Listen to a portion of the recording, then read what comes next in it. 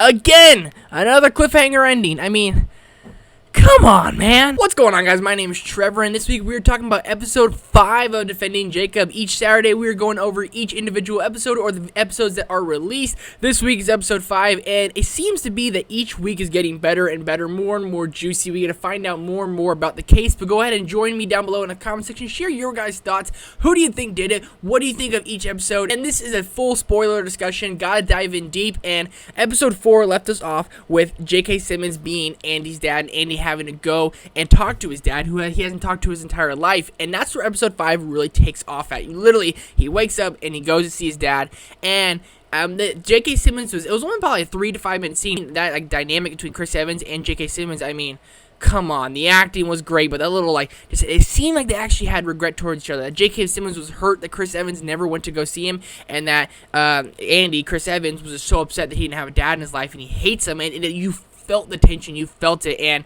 Andy was going to get a swab of saliva, and he didn't get it, and J.K. Simmons basically like, yeah, F off, and like, peace out. Andy just has so much like pride in the way, kind of, and it's for his son, so you think he would do it, but this is the one thing like he won't bend to, and you're kind of seeing that with Andy. But Andy as a character is my personal favorite character. I love him so much because he just takes matters into his own hands. He goes out and he goes and talks to Derek. He kind of interrogates him at the school, like, oh, I'm just picking up Jacob's graduation thing, and then he talks to Sarah at the thing. He finds out so much more information. So basically we find out that Sarah had sent a pic over to Ben, and then she was supposed to do something naughty for him, and if she didn't, he was going to release that naughty photo she sent him to the entire school. So she's getting all freaked out, and Derek stole the phone that's been missing the whole time. Derek had it, but then turned it in. Lots of stuff keeps happening. You think it's good, then it just kind of comes back. But it's so awesome to see Chris Evans just go into dad mode. He is a great lawyer. He's so good at getting people to talk, but like also see him go into dad mode. Like, what would you do for your kid? And he's doing everything he can for his kid. He's trying to make Jacob have a normal life. They go fishing. They're out there trying to kind of make it seem normal. And Lori, on the other hand, is just having the hardest time. And she's kind of a frustrating character, but like you have to like see where she's coming from. Her life is over. I mean, even if they win this case, their life is completely over. They don't have any friends, and Lori's kind of losing it, goes to the grocery store, so she doesn't see anyone before it even opens. And then it was a scene that I kind of thought was going to happen eventually. She ran into Ben's mom at the grocery store. I kind of thought their paths were going to cross, and she's like buying a bunch of 4th of July stuff, loading up her cart, trying to maybe like, okay, let's have some fun here.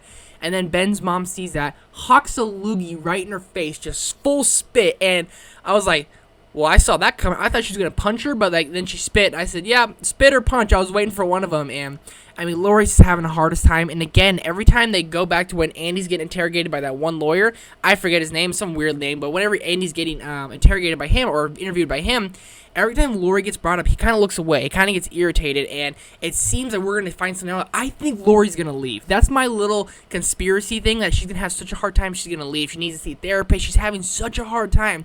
I think Lori's out.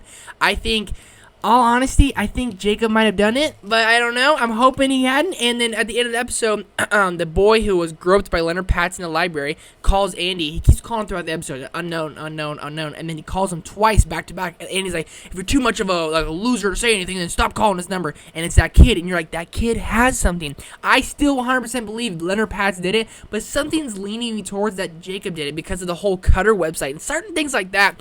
I know I didn't talk about the whole episode here, but I'm just trying to get my brain around how much I love the show. It's my current favorite TV show on TV right now. That was redundant, I know, but how are you guys liking this series so far? How did you think of episode 5? What did you think about it? Lots of stuff went down, and one final thing, Lori ended up going to visit J.K. Simmons in jail, and she got the cotton swab, so power to you, Lori. You went out there, you kicked ass. It was awesome. I can't wait for next week. I cannot wait, and I cannot wait to keep talking about this. So make sure the subscribe button's hitting. You guys are here every Saturday as we review Defending Jacob. Thank you guys so much for watching. Do me a favor, hit that big thumbs up button. I'll see you guys next time. Peace.